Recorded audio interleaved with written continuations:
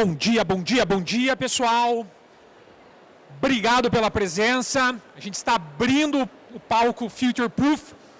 É uma honra para mim estar aqui.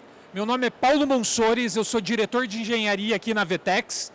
E nesse palco aqui nós vamos estar falando sobre algo muito importante, sobre o futuro das operações de varejo. Como conseguimos construir organizações resilientes em diferentes categorias que nós temos.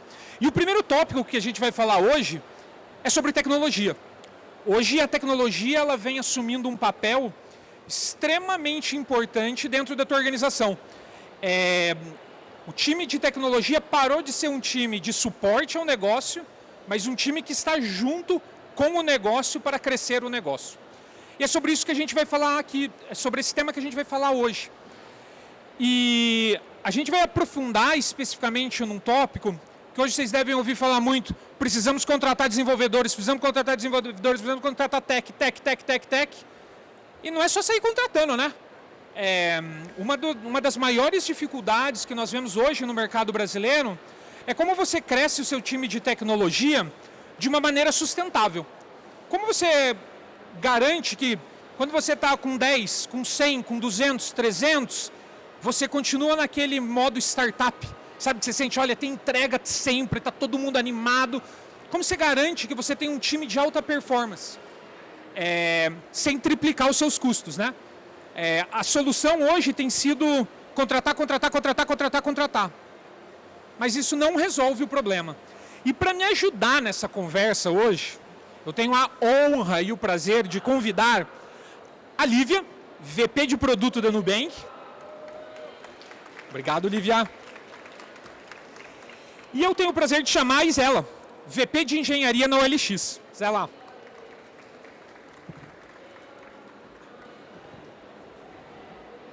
Bom dia, obrigado pela presença, obrigado por estarem aqui. Antes de eu começar a fazer umas perguntinhas aí para vocês, né?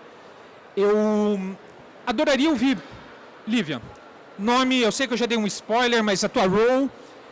E a primeira coisa, a pergunta que eu adoro fazer para todo mundo que eu participo dessas conversas. Se tivesse que indicar um livro assim que marcou a tua vida, que você falou, ó, divisor de águas, qual seria esse livro? Vamos lá? Bom dia, gente. Bom, meu nome é Lívia Chanes, eu sou VP de produto no Nubank. Entre outras coisas, cuido do Nupay for Business, que está ali no nosso stand. E eu estou no Nubank há 2 anos e trabalhando com produto há um pouco mais tempo que isso. E eu acho que o livro que mudou a minha cabeça, principalmente nesse mundo de tecnologia e produto, que acho que exige habilidades diferentes da gente que lidera equipes grandes, é O Poder da Vulnerabilidade, da Brené Brown. E eu acho que a minha justificativa de por que eu estou citando esse livro é que eu acho que ele traz um componente muito humano e muito de aproximação entre pessoas, mais do que qualquer outra coisa. E eu acho que é uma visão muito diferente Excelente. E única assim, do nosso papel. Com certeza. Excelente leitura, gente. Excelente leitura. Isela. Alô? Boa. Agora foi. Ao vivo você sabe, sempre acontece essas coisas, né? Faz parte. Tudo bom? Bom dia. Primeiramente, obrigada, né? Uma honra estar aqui. Evento presencial, né? Quanto tempo para a gente, né? Ter isso, né? Saudade. Enfim, é outra atmosfera. E obrigada à plateia, à audiência, né? Com tanta coisa acontecendo ao mesmo tempo, o pessoal está aqui prestigiando a nossa conversa, né? Então, bom, sou Isela Macia, sou VP de engenharia na OLX Brasil. Em particular, cuido pelo time de desenvolvimento da plataforma OLX e estou na OLX há 1 ano e meio. Antes de juntar na OLX, passei também por experiências com liderança de produto, liderança em engenharia também, meu background em tecnologia, engenharia. Legal. E que livro você sugeriria aí para a nossa audiência que marcou a tua vida? São tantos, né? Porque são tantos temas. Hoje em dia, para você ser um líder assim, humano, ao mesmo tempo ter foco na execução, ao mesmo tempo segurar a pressão, são vários componentes. Então é difícil listar um, né? Mas se tivesse que escolher um, eu falaria do livro Good to Great, de Jim Collins. Sim, muito bom.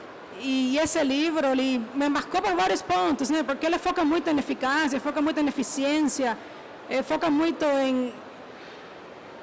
em organizações. É um livro baseado em pesquisa, então, para engenheiro, pessoa que gosta de pesquisa, é uma pesquisa muito aprofundada. E o melhor do livro é que os insights das pesquisas podem ser aplicados em qualquer companhia, podem ser facilmente replicados. E ele traz um caminho das pedras ali de como empresas aplicando várias metodologias, muita disciplina, sistematicidade, conseguiram bater assim de longe a concorrência. Empresas que estavam correndo atrás, né? Então, assim, me marcou muito esse livro. Mas, bom, muito bom. Então vamos começar. Quando a gente fala de construir times de tecnologia de alta performance, hoje vem se falando cada vez mais do papel do gestor, né? Dentro dessas organizações. E eu gosto de dizer que a liderança de um gestor está onde os pensamentos dele estão.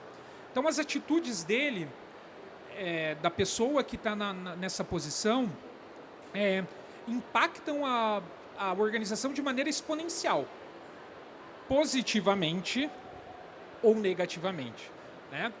Eu queria, vocês que lideram times grandes, eu quero desmistificar aquela questão do líder super-herói, que é aquele que tem as respostas para tudo e sabe tudo.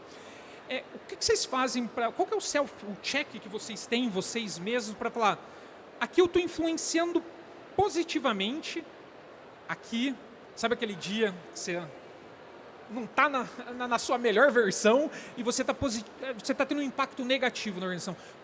Qual que é a ferramenta que vocês usam para balizar isso e o que vocês fazem para overcome os problemas que vocês têm? Ali eu não estou legal, ali eu não estou a melhor versão. Lívia, compartilha um pouquinho da tua sabedoria com a gente. Olha, eu acho que isso é um desafio diário, né? Porque acho que o principal desafio da gente estar numa posição de liderança, e num time grande isso é exponencialmente mais importante, é que está todo mundo sempre olhando para o que você está fazendo, para o bem e para o mal. Então, como você falou, a sua capacidade de mudar o dia daquela pessoa, às vezes a semana e o mês, tem gente que vai falar com você uma vez a cada mês, né, dependendo do papel que aquela pessoa tem no seu time, é muito intenso. Então, o que eu tento fazer, eu acho que primeiro tem um trabalho anterior de autoconhecimento, né, da gente conseguir entender os dias que a gente está bem, os dias que a gente está mal, ou temas que deixam a gente mais irritados, e temas que a gente gosta mais de fazer, e gerenciar isso ativamente, porque eu acho que a gente, como líder, não tem o direito de estar mal. Acho que no momento em que a gente entra numa reunião com o nosso time, a gente tem que estar sempre a melhor versão que a gente pode ser da gente. Do ponto de vista de concentração, de generosidade, de paciência, de direcionamento. Então, acho que eu, pelo menos, todas as vezes que eu vou entrar antes de uma reunião, e longe de mim, não sou perfeita, né? Mas eu penso 10 vezes e falo, gente, talvez essa seja a interação mais importante que essa pessoa vai ter no dia. Talvez seja a minha 10ª reunião, mas vamos embora, certo? É o meu papel, eu escolhi estar aqui, vamos embora. E eu acho que isso paga no tempo, né? Acho que o investimento que você faz nas pessoas, os laços de confiança e o espaço de segurança para as pessoas proporem coisas e errarem e serem honestas e autênticas, isso se compõe no tempo e realmente é uma coisa que traz um retorno muito grande para os times. E eu acho que, sobretudo, para a gente que trabalha com tecnologia, com produto, não criar esse espaço e essa relação de confiança, você realmente fica alheio a tudo que está acontecendo e o seu time vai sempre jogar seguro, né? Vai jogar no seguro. Sim. E no seguro ninguém faz nada diferente. Então, para mim, é um pouco isso. E eu acho que tem que ter sensibilidade, né? Porque dificilmente você, como um líder sênior, vai receber feedbacks diretos do seu time. Vai falar, pô, você pisou na bola. Às vezes acontece, isso é um presente quando acontece. Mas às vezes você vê que você falou um negócio, o time ficou quieto, que as pessoas pararam de falar com você, que as pessoas estão demorando mais para trazer as coisas para você porque querem que esteja perfeito. Isso tudo é sintomático de medo, né, de questões de insegurança. Então, acho que o peso das nossas ações, às vezes foi um deslize para a gente, mas o peso na vida das pessoas que dedicaram horas para preparar aquela discussão, né, é muito desproporcional. Então, acho que tem um pouco essa consciência e essa generosidade, né, de estar lá presente para os outros e não para si. Né? A reunião não cai para a gente, né, sempre para os times. Acho que essa é a mudança de mentalidade. Não, com certeza. É aquele famoso respirar fundo. Aí eu queria pegar a perspectiva de vocês. Você tocou num ponto muito importante. Olha, ter um tratamento mais humanizado, entender que isso é para o time, não para mim, como gestor. Aí eu queria começar a ouvir para vocês Eu acho que a pandemia, com o trabalho remoto, ele trouxe inúmeras facilidades. E é excelente hoje que o nosso mundo está mais distribuído, mas eu sinto que a questão de empatia, ela ficou prejudicada. A paciência com o outro, ela também ficou. Porque você olha para avatares, que são câmeras com pessoas, e é muito fácil você esquecer que atrás daquela câmera tem uma pessoa que realmente você tem que cuidar como você entrega a sua mensagem, por pior que você esteja. Queria a tua perspectiva, Isela, sobre você ter uma influência negativa. O que você acha, quais são as suas técnicas hoje com o trabalho remoto para você garantir que você está sempre plena? Olha, eu vou dizer para vocês, estar sempre plena é uma utopia, sabe assim? Porque a gente como líder, a gente também é ser humano. Então, esse é o primeiro ponto que a gente tem que aceitar. Não tem esse super-herói. Tem dias que você vai estar mal. Então, a Lívia falava muito bom aí, e você que gosta de livros, aí começamos falando de livro, me lembrou Patrick Lencioni, a pirâmide e 5 disfunções dos times, onde a base é a confiança. Então, a gente tem que partir, que o time tem que confiar um dos outros. Exatamente. E mais quando a gente está em um mundo remoto, que tem 400 mil coisas acontecendo ao mesmo tempo. Você não vai conseguir dar conta de tudo ao mesmo tempo. Você não vai conseguir participar em todas as discussões ao mesmo tempo.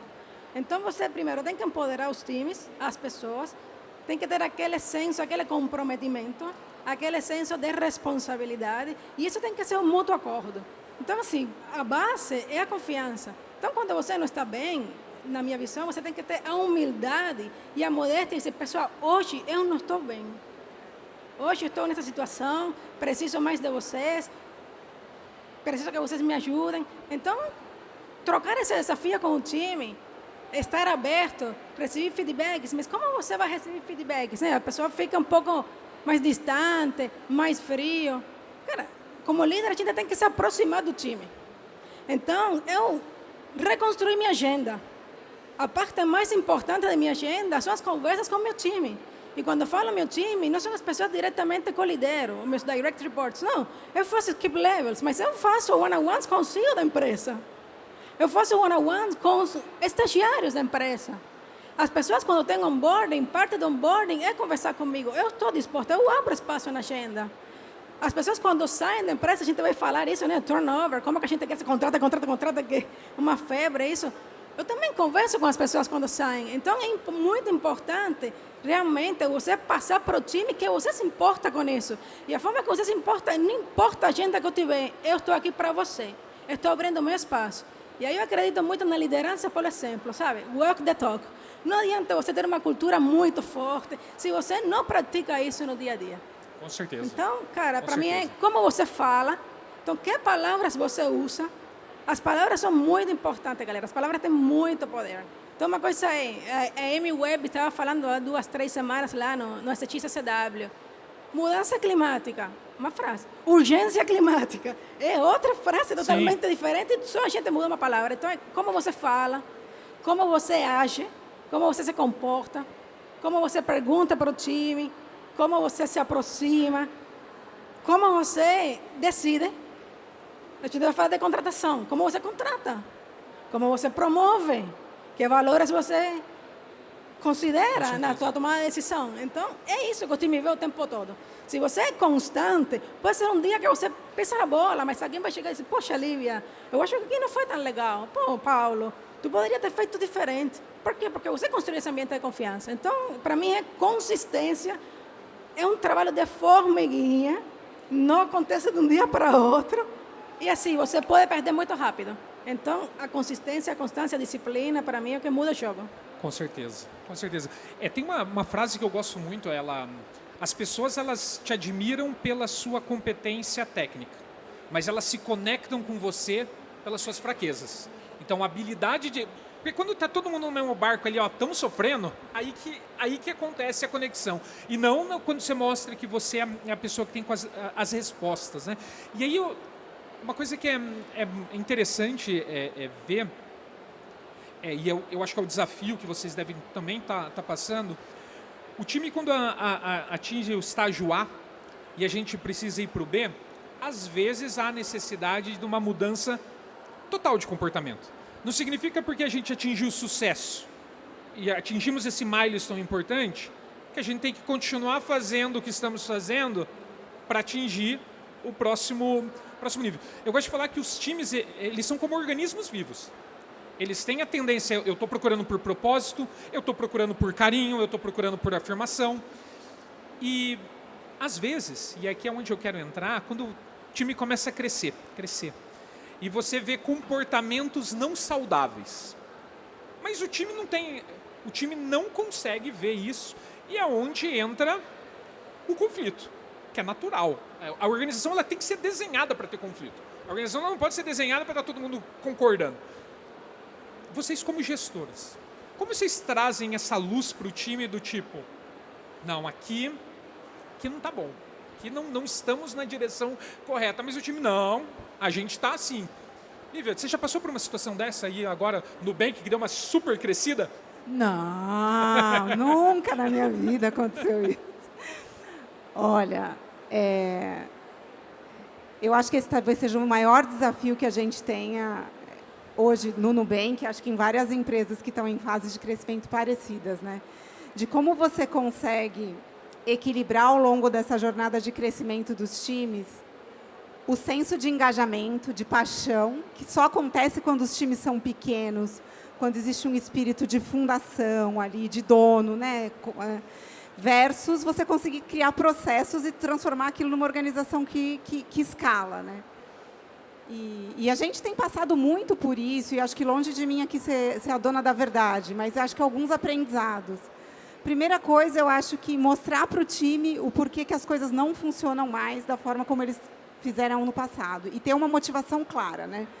Porque muitas das vezes a gente pede mudanças e a gente não é explícito no porquê. E aí o time rejeita aquilo, vamos falar, pô, isso não me pertence. Você está querendo mudar o meu jeito de fazer versus a gente tem que fazer o negócio de uma forma diferente. Acho que um segundo elemento, eu acho que a própria configuração dos times às vezes precisa mudar. Tem pessoas que lidam melhor com ambientes em que são times menores, que tem tudo sob controle, que conseguem ter influência sobre 100% das coisas, e pessoas que performam melhor em escalas já de times maiores, para estabelecer processos, para liberar times em escala, tarará, tarará.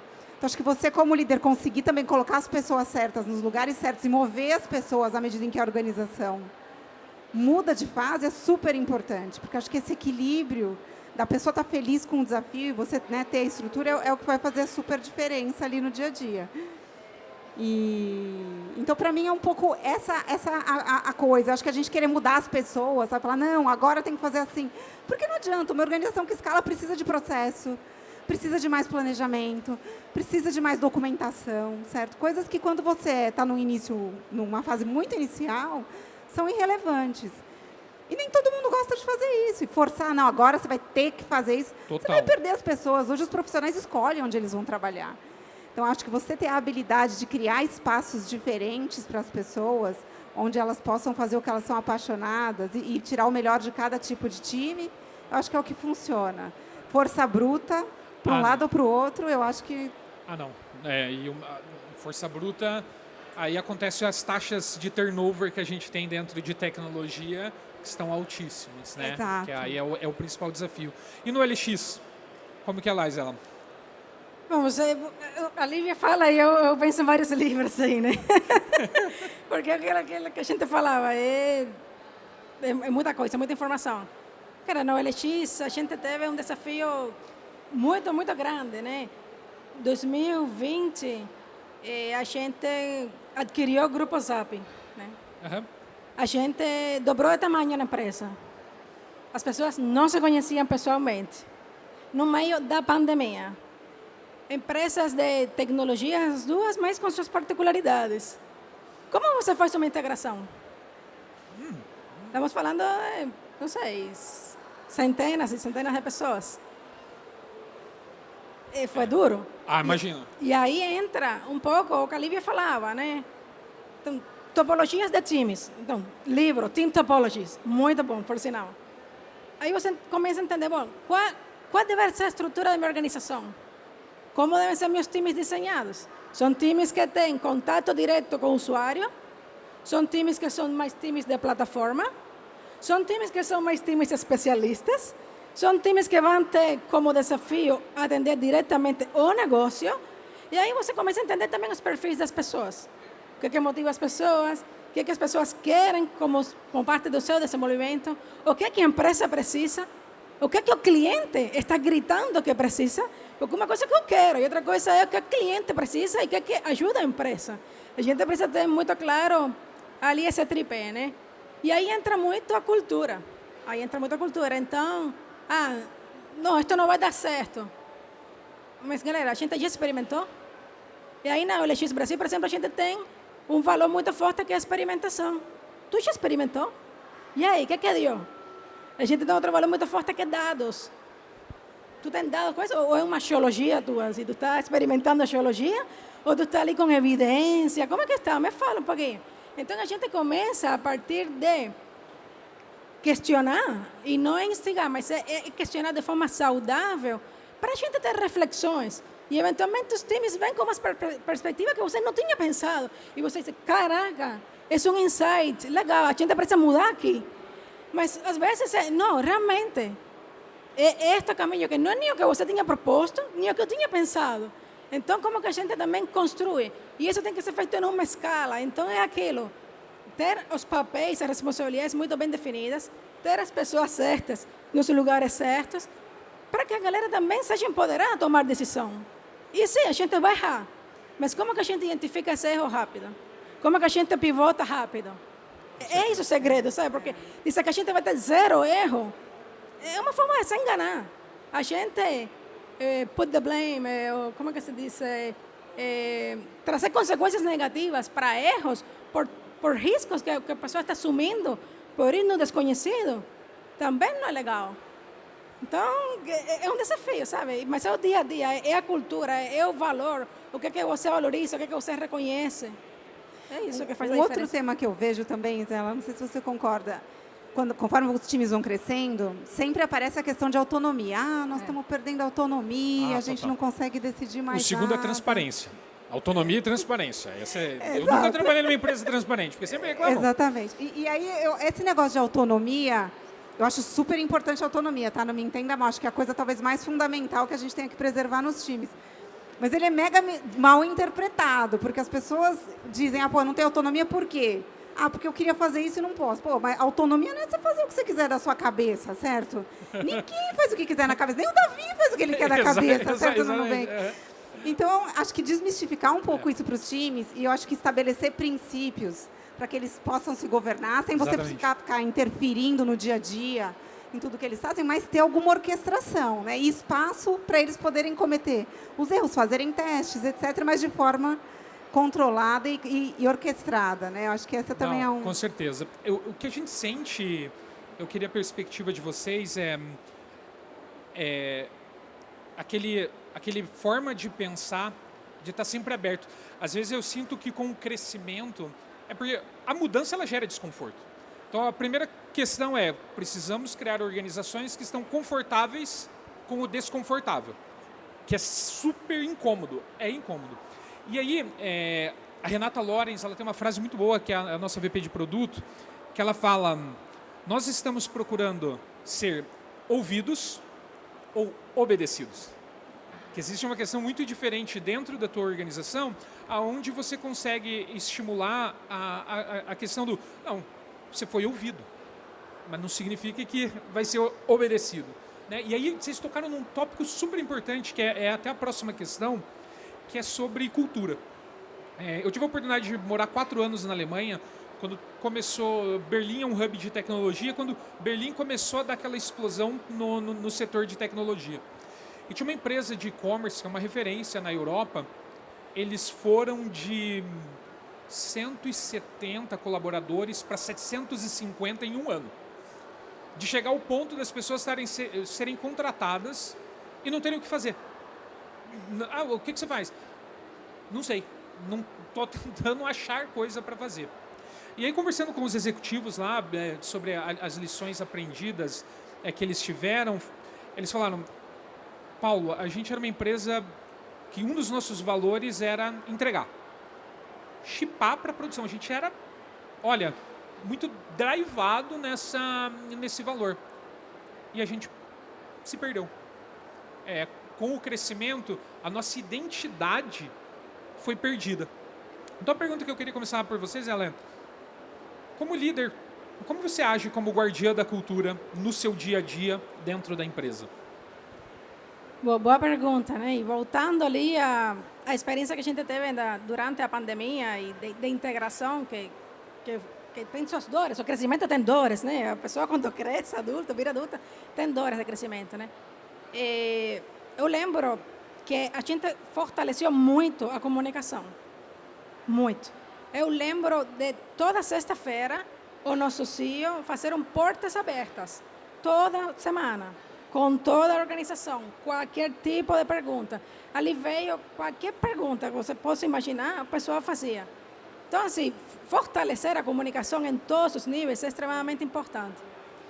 A contratação, hoje em dia, tem uma febre, né, por contratar, temos que escalar toda a capacity, né? Não é problema de eficiência, não é problema de eficácia, tudo está faltando pessoa, não é problema de priorização, não é problema de foco, está faltando pessoa.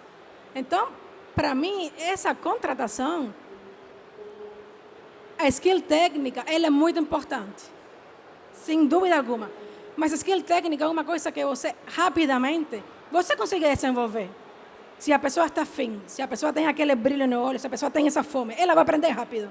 Agora, a pessoa está aderente com a tua cultura, a pessoa compartilha com teus valores, esse é mais difícil. E aí, às vezes, a gente, no próprio processo de entrevista, por conta do rush, a gente acaba deixando essas questões que são fundamentais para fora. A gente acaba negligenciando. E aí que está o erro. Porque uma contratação errada te dá uma dor de cabeça. Pode minar o time, pode contagiar. Você tem fricções que não são necessárias. Aí você tem mais dores das que você deveria ter. Então, para mim, começa desde o day one, desde o primeiro contato com a marca, desde o primeiro contato com a empresa, desde o processo de contratação. Essa pessoa se move pelos desafios, se move com o foco no cliente que a gente precisa, ou se move para fazer o dela, entregar, crescer na carreira rápido. É isso que a gente precisa? Talvez não é isso que a gente precisa. Pode ser muito bom tecnicamente, pode ter um currículo muito bom, mas, cara, eu acho que a OLX Brasil não é o lugar, eu acho que talvez é outro lugar que você precisa procurar, sabe? Então, ter essa frieza e ter essa firmeza de dizer não é extremamente vital, sabe? É crucial. Com certeza. Com certeza. Lívia, o Nubank ele sempre se posicionou como uma empresa muito forte, né, de cultura de fintech. Na verdade, você olhava para o setor de tecnologia e trabalhar no banco, o profissional ele dava uma torcida no nariz com desconfiança. E o Nubank também ele veio com uma stack tecnológica diferente, que investiram no Clojure, no Flutter para front-end. É um caminho diferente do tradicional. Agora que você... Eu acho que isso é uma parte muito forte da cultura do Nubank. Mas hoje que vocês deram aquela super escalada, vocês hoje encontram resistência ou conflitos dentro da cultura de vocês eu acho que precisamos ir para outros caminhos? Do ponto de vista de tech stack, você quer dizer? Em geral. Olha, eu acho... Eu me juntei ao Nubank há 2 anos, certo? Eu trabalhei no Itaú 5 anos antes de ir para o Nubank. E quando eu fui para o Nubank, enfim, todos os bancos, acho que o Itaú tem feito um trabalho bacana de modernização, mas tem os sistemas legados, né? Então, eu que queria trabalhar com produto, falei, putz, grila com esses sistemas legados. Os legados, né? Jesus do céu, né? Difícil. Não vou dizer que é impossível, mas é difícil, né? Eu falei, bom, vou para o Nubank. Todo mundo dizia que a engenharia do Nubank era sensacional. E eu falei, se vai ter um lugar em que eu vou conseguir fazer produto direito, sem engenharia não tem produto, né? Vamos falar a verdade, né? Precisa de uma cultura de engenharia forte. E aí, quando eu entrei, eu fiquei muito impressionada, assim. Primeiro com a cultura de engenharia que vai do Davi até o engenheiro recente mais contratado e passando pelos PMs, passando pelos designers, todo mundo. Todo mundo fala de engenharia. como um dos ativos que a gente tem lá, das plataformas, do closure, das decisões de tech stack, etc, etc. Então, isso é um valor muito presente dentro do Nubank, em todos os chapters, né? Não só no time de engenharia, mas como parte fundamental do negócio. E eu vejo as pessoas com um orgulho tremendo. Todo mundo que vem para o Tech Team entra e fala, poxa, quero aprender, é desafiador, né? Tem muita gente que não sabe Clojure, não sabe Flutter, mas vê também aquilo como uma oportunidade de se tornar um profissional melhor. E eu acho que é aí que está a troca, né? Então, hoje eu não vejo tensões. Eu acho que tem, obviamente, todas as escolhas que a gente faz tem compromissos, tem dificuldades, prós e contras, né? Então, o nosso tech stack não é o tech stack mais óbvio, necessariamente, mas, ao mesmo tempo, eu acho que é o que está no coração de todo o diferencial que a gente vem construindo, principalmente na indústria em que o Nubank nasceu, né? E isso dá uma vantagem realmente desproporcional, de flexibilidade de produto, de escalar a plataforma, de ir para novas geografias e até se aventurar fora de serviços financeiros, né? Então, acho que é um pouco isso. Eu não vejo grandes questionamentos. Eu acho que esses princípios de o que levou o Nubank a ser diferente, a gente costuma dizer no Nubank que a gente não faz produtos um pouco melhores, a gente faz produtos que são fundamentalmente diferentes. Eu acho que isso passa por tecnologia, passa pelas nossas crenças de liderança, pelo nosso, né, arquétipo de marca, por tudo. E eu acho que isso tudo ainda funciona muito bem, mesmo já num outro contexto de empresa, num outro contexto de base de clientes, etc. Porque acho que ainda são princípios muito fortes e muito únicos, principalmente na indústria central do Nubank, que é a indústria financeira. Legal, legal. E para fechar, minha última pergunta aqui, para mim, quando a gente fala de um time saudável, eu gosto de fazer analogia. Uma pessoa saudável hoje é uma pessoa que cuida da alimentação, cuida das atividades físicas, tem um bom balanço entre trabalho e vida pessoal. Então, são comportamentos, são escolhas deliberadas que a gente faz que se refletem em comportamentos. E não é diferente para times. Times saudáveis têm comportamentos saudáveis. E aí eu gostaria de pegar a perspectiva de vocês, começando por vocês, Ellen. Quais são os comportamentos de um time de tecnologia que são saudáveis na sua perspectiva? Boa. Bom, para mim, passa muito por o que a gente conversou, né? Confiança. Independentemente, assim, não necessariamente time de tecnologia, mas confiança. Um time não é a soma dos indivíduos, não é isso. É como eles se relacionam, como eles criam vínculo, como eles criam conexões. Então, para mim, primeiro é a confiança. Segundo, é o que você falava, não ter medo do conflito. O conflito é saudável. Trazer diferentes perspectivas na mesa é saudável. A gente ter debate profissional, com respeito, é saudável. Time diverso, né? Time que inclui tanto a opinião do estagiário, quanto a opinião do gestor de engenharia, quanto do product manager. Então, quando falamos de diversidade, sim, mulheres, pessoas de diferentes geografias, isso foi legal, viu? Com a pandemia e a necessidade da gente virar a chave para 100% remoto, isso abriu um caminho muito, muito legal para a diversidade. E hoje, por exemplo, na OLX Brasil, a gente tem colaboradores de mais de 160 cidades. A gente saiu total do eixo Rio-São Paulo. Teria sido possível, nessa escala, em tão pouco tempo, sem a pandemia? Talvez não. Com certeza. 40% de nossas posições de liderança, C-level, são mulheres. 30% das engenheiras são mulheres. Então, é trazer esses valores no dia a dia. Então, é colaboração, é essa empatia assertiva. Então, você que gosta de livros, ali, Radical Candor, para mim, empatia assertiva é um super livro de como você dar feedbacks quando você vê comportamentos que não são saudáveis, quando você vê que o time está saindo do trilho, como você traz, e ter liberdade para isso.